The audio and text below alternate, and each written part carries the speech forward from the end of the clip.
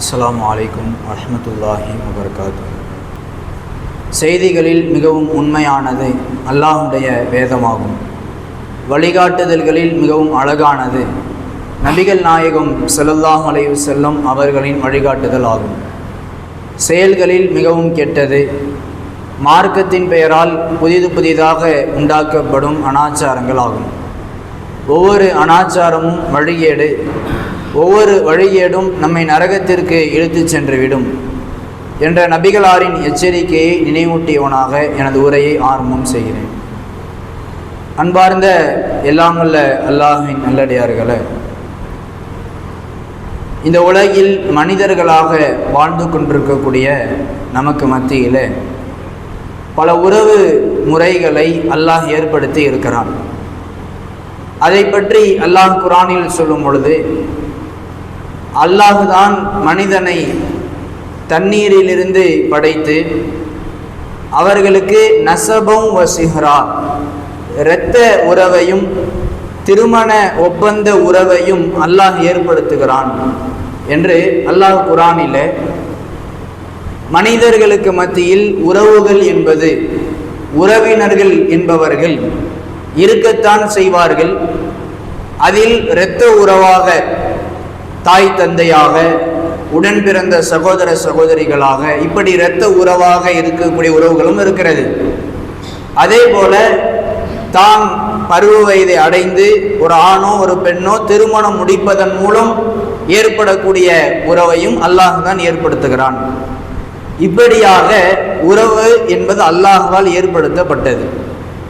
அந்த உறவுகளில் ஒவ்வொரு மனிதனுக்குமே மிகவும் நெருக்கமான உறவு என்றால் அந்த மனிதனை பெற்றெடுத்த தாய் தந்தை தான். சிலருக்கு உடன் பிறந்த சகோதரர்கள் இல்லாமல் இருக்கலாம், சிலருக்கு உடன் பிறந்த சகோதரிகள் இல்லாமல் இருக்கலாம், சிலருக்கு மகள் இல்லாமல் இருக்கலாம், மகன் இல்லாமல் இருக்கலாம்.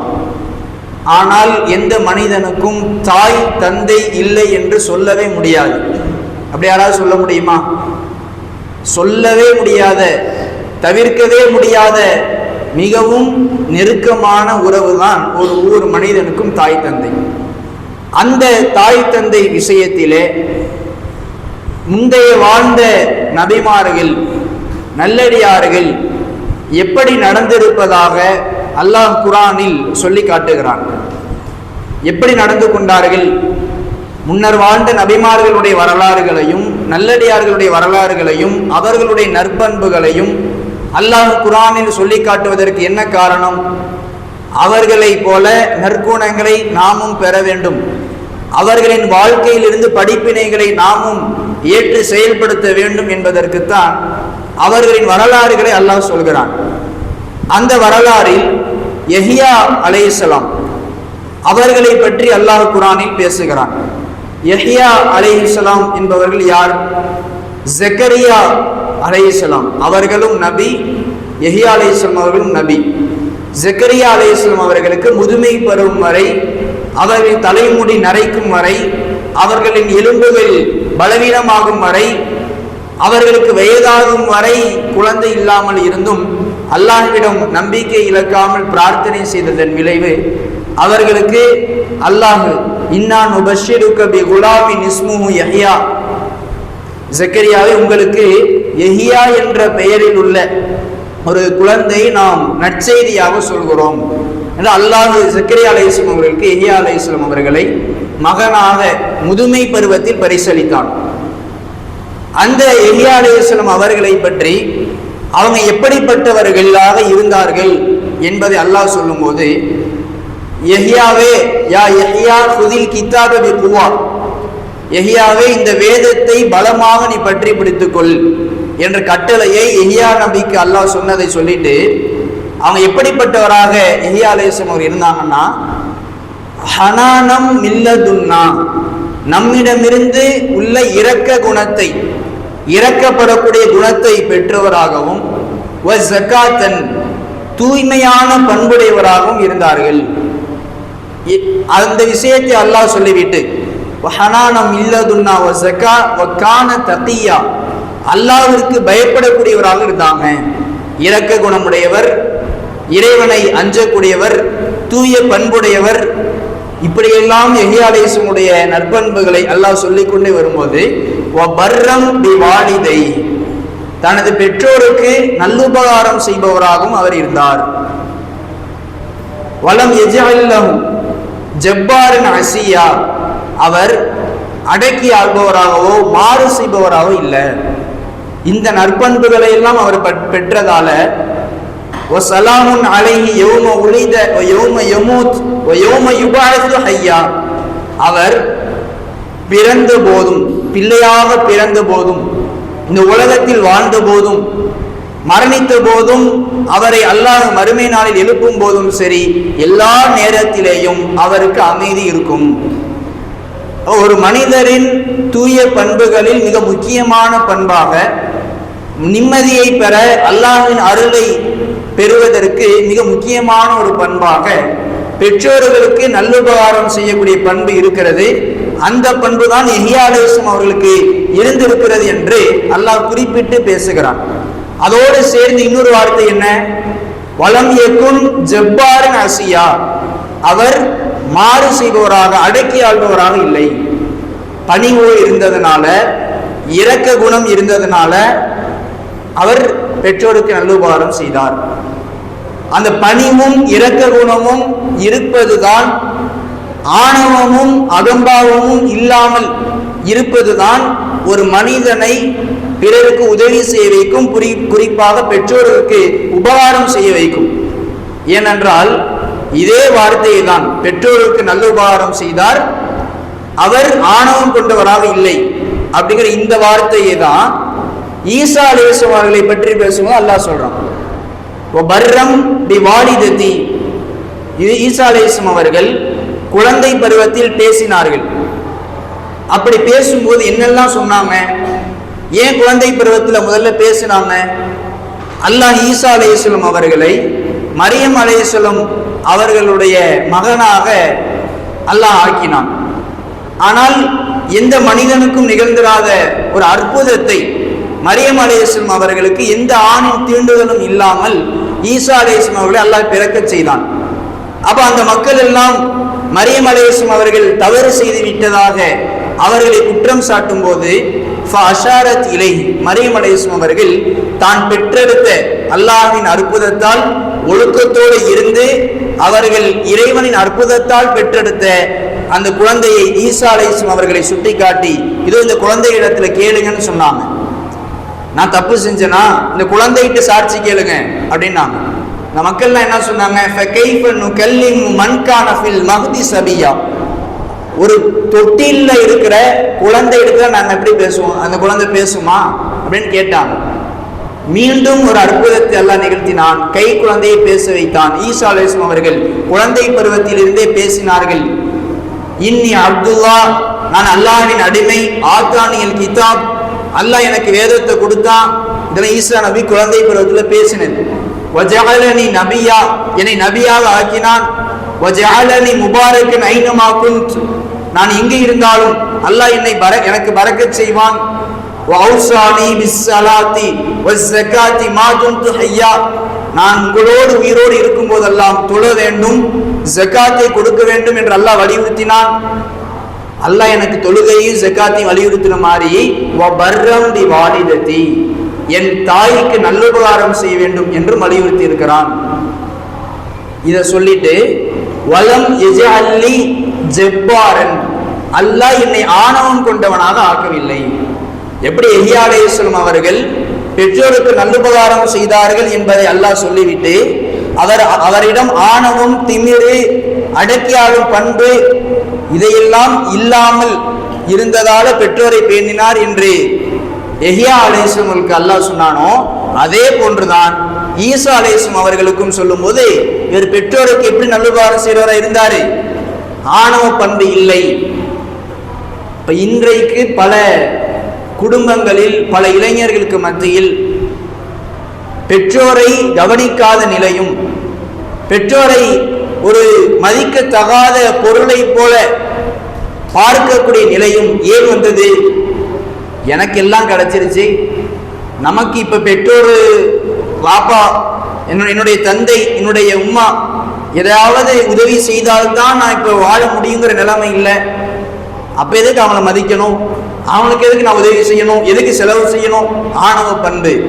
இந்த ஆணவ பண்பு தான் பெற்றோருக்கு நல்லுபகாரம் செய்யாமல் தடுக்கிறது. அதனால்தான் அந்த நல்லடியார்களுக்கு யஹ்யா அலைஹிஸ்ஸலாம், ஈசா அலைஹிஸ்ஸலாம் போன்ற நல்லடியார்களுக்கு ஆணவ பண்பை அல்ல எடுத்து பெற்றோருக்கு நல்லுபகாரம் செய்யும் பண்பை ஏற்படுத்துகிறான்.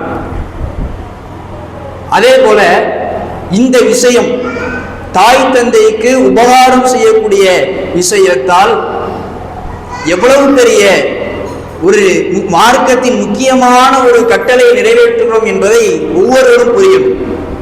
இஸ்லாமிய மார்க்கத்தில் மிக முக்கியமான அடிப்படை அல்லாஹ்வை தவிர வேறு யாரையும் வணங்கக்கூடாது என்பது. இதை எல்லா முஸ்லிமும் செஞ்சே ஆகணும். அந்த நம்பிக்கையில் இருந்தே ஆகணும். அந்த கொள்கையில் ஒருவன் இருந்தால்தான் உண்மையாக முஸ்லிமாக இருக்க முடியும். அந்த அடிப்படை விஷயத்திற்கு பிறகு மார்க்கத்தில் சொல்லப்பட்டது பெற்றோரை பேணுவதுதான். இரண்டாவது அதுதான். அல்லாஹ் சொல்கிறான் 17வது அத்தியாயம் 23வது வசனம், வகல்லா ரப்புக், உன்னுடைய இறைவன் உங்களுக்கு ஆணையிட்டு விட்டான், கட்டளையிட்டு விட்டான், அல்லாஹ் தஅபுது இல்லா இய்யாஹ், அவனை தவிர வேறு யாரையும் நீங்கள் வணங்கக்கூடாது என்று அல்லாஹ் உங்களுக்கு கட்டளையிட்டுட்டான். உங்கள் இறைவன் உங்களுக்கு சொல்லிட்டான், வபில் வாலிதைனி இஹ்சானா, அதுக்கு அடுத்து தாய் தந்தைக்கு நல்ல உபகாரம் செய்யுங்கள் என்று கட்டளை இடுகிறான்.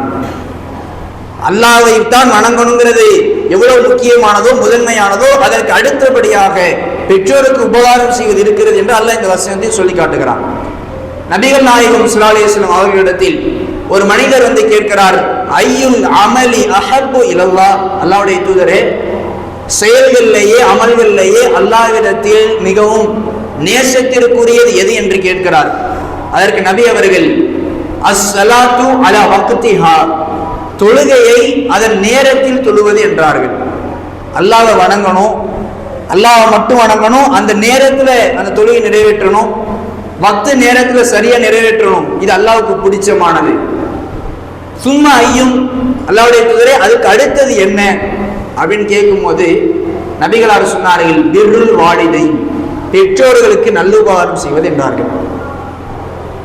பெற்றோருக்கு பணிவிடை செய்வதை தொழுகைக்கு அடுத்தபடியாக அல்லாஹ்விற்கு பிடித்தமான ஒரு செயலாக நபிகள் நாயகம் ஸல்லல்லாஹு அலைஹி வஸல்லம் அவர்கள் சொல்லி இருக்கிறார்கள். அதுக்கு அடுத்தது என்னன்னு அவர் கேட்கும் போது தான் ஜிஹாதின் ஃபீ சபீலில்லாஹ்ங்கறாங்க, அல்லாஹ்வின் பாதையில போரிடுறது.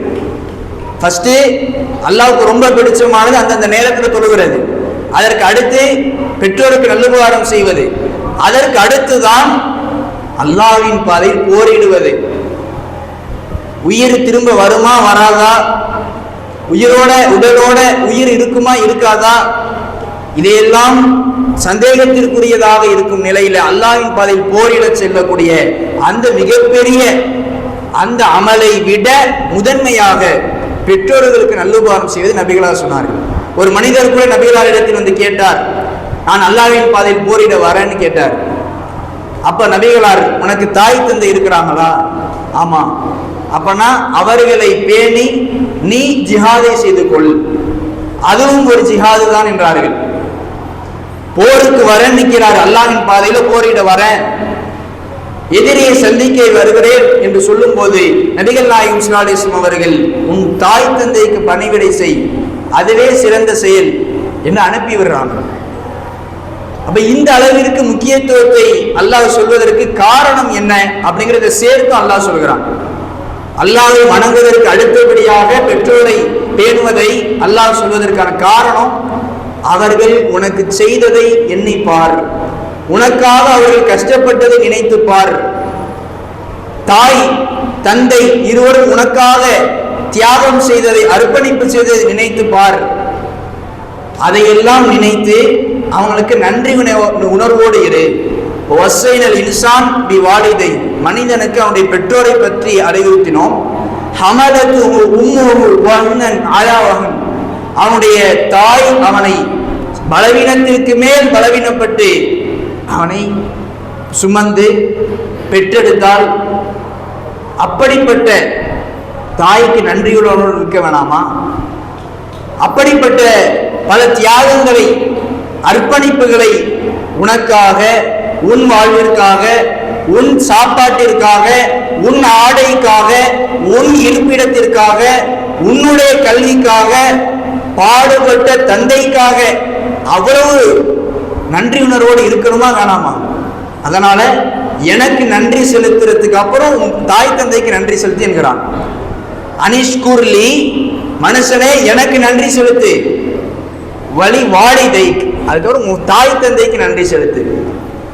எப்படி அல்லாஹ் எனக்கு எவ்வளவு அருள்கொடை தந்திருக்கிறான்னு அல்லாஹ்வுக்கு நன்றி செலுத்துறது ரொம்ப முக்கியமோ, அதற்கு அடுத்தபடியாக தாய் தந்தைக்கு நன்றி உணர்வோடு நடந்து கொள். உனக்காக அவர்கள் செய்த தியாகங்கள், உனக்காக அவர்கள் செய்த அர்ப்பணிப்புகள், உனக்காக அவர்கள் பட்ட கஷ்டங்கள், அவமானங்கள், நேரங்கள், தூக்கம் இல்லாத நிலைமைகள் எவ்வளவு, அதையெல்லாம் யோசித்து பார்த்து அவர்களுக்கு எப்போதும் நன்றி உணர்வோடு இரு. அப்படிதான் முன்னர் வாழ்ந்தவர்கள் இருந்திருக்கிறார்கள். முன்னர் வாழ்ந்த நல்லடியார்கள் அப்படி இருந்ததை அந்த வரலாறின் மூலம் படிப்பினையை பெற்று அதன் மூலமாக ஆணவ பண்பை நீக்கி அல்லாஹ்வுக்கு செய்ய வேண்டிய வணக்கத்திற்கு பிறகு, இறைவனுக்கு நன்றி செலுத்துவதற்கு பிறகு உன் தாய் தந்தைக்கு முக்கியத்துவம் கூட அல்லாஹ்வின் பாதையில் போரிடுவதை விட. இந்த நிலைமைகள் ஏன் இப்போது மாறுகிறது என்றால், ஒவ்வொரு மனிதனின் வாழ்விலும் தன்னுடைய பெற்றோர்கள் முதிய வயதை அடையும் போது அந்த பெற்றோருக்கு அதிகமான பணிவிடை செய்ய வேண்டிய சூழ்நிலை ஏற்படும். அந்த நேரத்தில் அந்த முதுமையான வயதான பெற்றோர்கள் அவர்களின் பேச்சில் பல விதமான மாற்றங்கள் இருக்கும். அவர்களின் அறிவில் சில குறைபாடுகள் வரும். சில பேர் மனநலத்தில் குறைபாடு வரும்.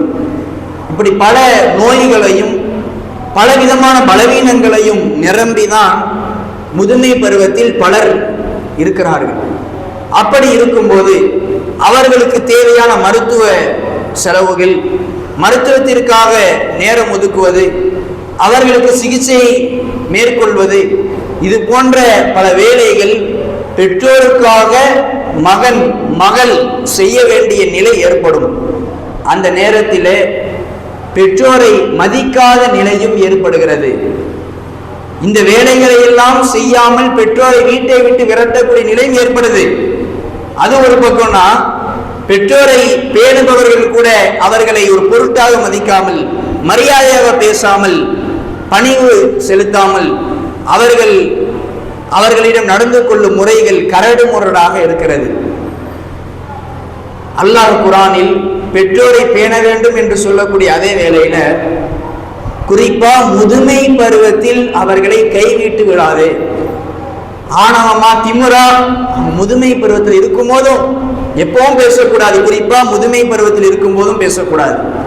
இம்மா எவ்வளவு கண்ண ஐந்தக்கல் கிபர அஹதுஹுமா அவு கிலாஹுமா, மனுஷனே உன்னுடைய தாய் தந்தையில் இருவருமோ இருவரில் ஒருவரோ உன்னிடத்தில் நீ வாழும் காலத்தில், நீ உயிரோடு இருக்கும் போது உன் தாய் தந்தை இருவருமோ அல்லது இருவரில் ஒருவரோ முதுமை பருவத்தை அடைந்து விட்டால் ஃபலா தகுல் லஹுமா உஃபின், அவ்விருவரிடத்திலேயும் சீ என்ற வார்த்தையை கூட பேசாதே. இழிவாக பேசக்கூடிய வார்த்தைகளில் ஒரு சின்ன வார்த்தையாக கருதுவது சீ என்பது. அதை கூட உன் பெற்றோரிடத்தில் சொல்லிடாத. சே என்ன இப்படி இருக்கிறீங்கிற வார்த்தையை பேசிடாத. ஃபலா தன்ஹருமா, அந்த முதுமை பருவத்தில் அவர்களை விரட்டி விடாதே. ஏன் அல்லாஹ் சொல்றான்? விரட்டக்கூடிய நிலைக்கு ஷைத்தான் பல மனிதர்களின் உள்ளத்தை நெருக்கமாக கல்லாக ஆக்கி விடுகிறான். தன்னை பெற்றெடுத்து, தன்னை வளர்த்து, தன்னோடு பாசமாக இருந்து என்ன படிக்க வச்சு, எனக்கு கல்யாணம் முடிஞ்சு வச்ச அந்த தாய் தந்தையை நான் விரட்ட தயார் என்ற மனிதன் முன் வருகிறான் என்றால் அந்த நிலைமையை நீ செஞ்சிடாத. ஃபலா தன்ஹருமா, அவங்களை விரட்டிடாத. பல பேர் ரோட்டோரங்களில் அமர்ந்திருப்பார்கள், நாம் பார்த்திருக்கலாம். பஸ் ஸ்டாண்ட்ல அமர்ந்திருப்பார்கள், ரயில்வே ஸ்டேஷன்ல அமர்ந்திருப்பார்கள். அழுக்கான ஆடைகளோடு, கிழிந்த ஆடைகளோடு, பரட்டை தலைகளோடு, இருக்க வீடு இல்லாமல், கையில் காசு இல்லாமல் பிறரிடம் பிச்சை கேட்டு பல பேர் இருக்கிறார்களே, யார் அவர்கள்? அந்த நிலைக்கு அவர்களை தள்ளியது யார்? அவங்களுக்கு வீடு இல்லையா? அவங்க சொந்த பந்தம் இல்லையா? அவங்களுக்கு உறவினர்கள் இல்லையா? அவங்கெல்லாம் யார்? அவர்கள் பெரும்பாலானவர்கள் இவ்வாறு ரோட்டோரத்தில் பிறரிடம் யாசகம் கேட்கும் நிலையில் இருப்பவர்கள். அவர்களிடம் சில சந்தர்ப்பங்களில் நமது ஜமாத்தின் சார்பாக அவர்களுக்கு உதவும் விதமாக சில பொருட்களை அவர்களுக்கு கொடுக்கும் போது அவர்களிடம் விசாரிக்கிறோம், நீங்க இங்கேயே ரொம்ப நாளா இருக்கிறீங்க, உங்களுக்கு வீடு எங்க? வீடு எங்க இருக்கு? உங்க பிள்ளைகள் இருக்காங்களா? இருக்கிறாங்க, நல்லா இருக்கிறாங்க. ஏன் நீங்க இங்கே இருக்கிறீங்க? அவர்களில் பலர் சொன்ன வார்த்தை, அவர்கள் பெரும்பாலானவர்கள் புலம்பிய புலம்பல்கள் என்ன தெரியுமா? நான் கஷ்டப்பட்டு, நான் உழைச்சி, நான் சம்பாதிச்சு, எனக்காக கூட வாழாம என் பிள்ளைக்காக வாழ்ந்த, என் பிள்ளைக்காக, என் மகனுக்காக, என் மகளுக்காக வாழ்ந்து, அவர்களுக்காக உழைச்சி, அவர்களுக்காக என் சொத்துக்களை கொடுத்தேன், அவர்களை படிக்க வைத்தேன், கடைசியில் எல்லாம் செய்த என்னை விரட்டி விட்டார்கள். எவ்வளவு பெரிய கல் மனது! இப்படி சில பேர் அப்படியே டீசெண்டா நடக்கிற மாதிரி முதியோர் இல்லத்தில் சேர்த்துருவோம். இப்படியும் சிலர். இந்த நிலைமைகள்லாம் அவர்களுடைய முதுமை பருவத்தில் அவர்கள் மனதை எவ்வளவு காயப்படுத்தும். பெத்த பிள்ளை இப்படி நடக்கும்போது எவ்வளவு கொடூரமாக இருக்கும். பல பேர் தாய் தந்தையுடைய பாசத்தை விட சொத்து தான் முக்கியம் என்று பல பேர் போட்டி போடுவாங்க. சொத்து பாப்பா இப்ப பிரிக்க வேணாம், அப்புறம் பார்த்துக்கலான்னு சொல்லிட்டா போதும். பாப்பாவோட பேச்சுவார்த்தை இல்லை, உமாவோட பேச்சுவார்த்தை இல்லை. ஆனா காசு பணத்தை விட உனக்காக அவர்கள் செய்த இவ்வளவு வருடங்கள் அவர்கள் செலவு செய்த விஷயங்களை எல்லாம் யோசித்து பார்க்க வேண்டாமா? அதுக்காகவே அவர்களின் இறுதி மூச்சு வரை அவர்களுக்கு பணிவிடை செய்ய வேண்டாமா? அது ஒரு வாய்ப்பு, சொர்க்கத்திற்கு செல்வதற்கான ஒரு வாய்ப்பு.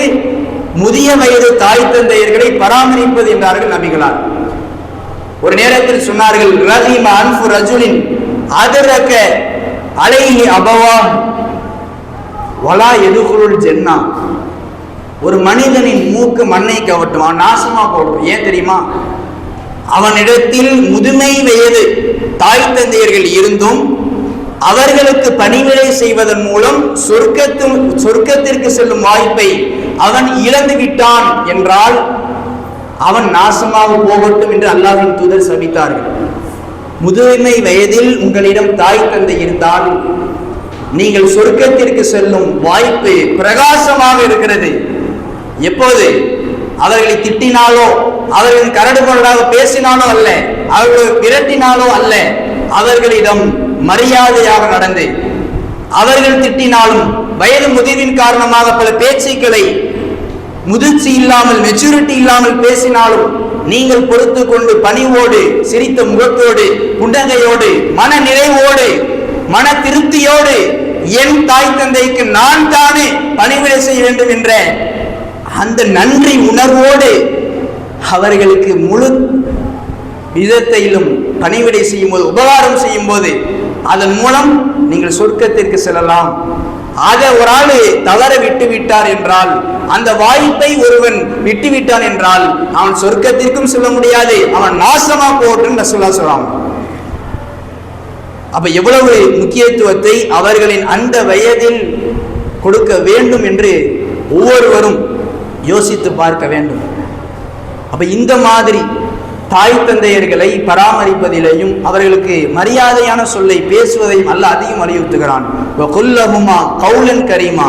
அந்த நேரங்களில் அவர்களுக்கு மரியாதையான வார்த்தையை சொல்லுங்கள். வஹ்ஃபில் லஹுமா ஜனாஹ துல்லி மினர் ரஹ்மா.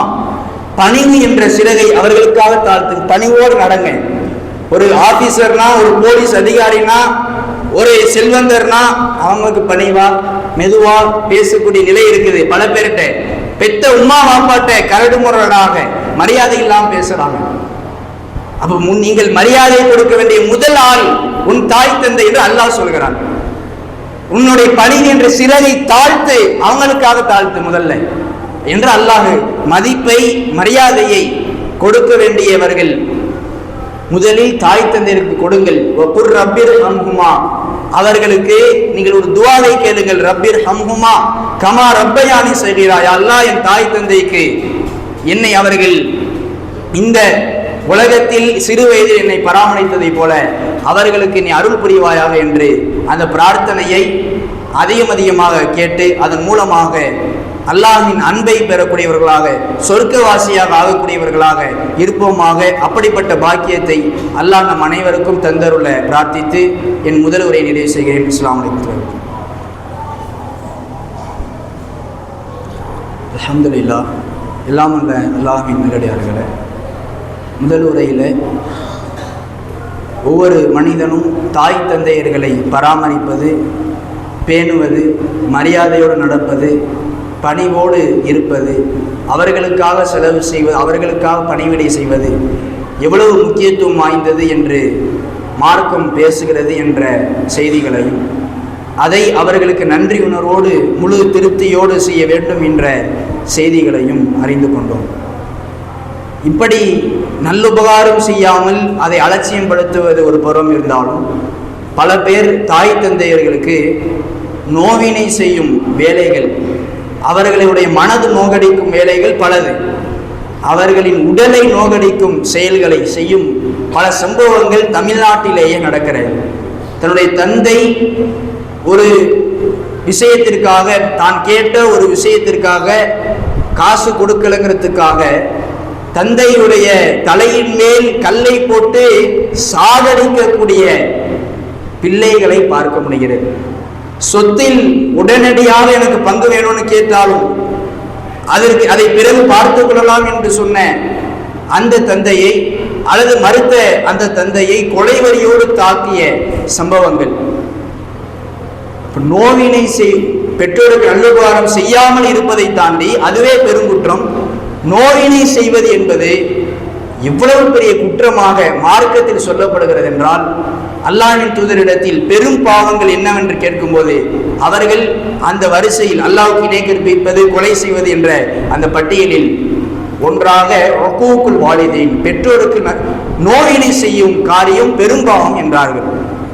அந்த பாவத்திற்குரியவர்களாக நம்மில் யாரும் ஆகிவிடக்கூடாது.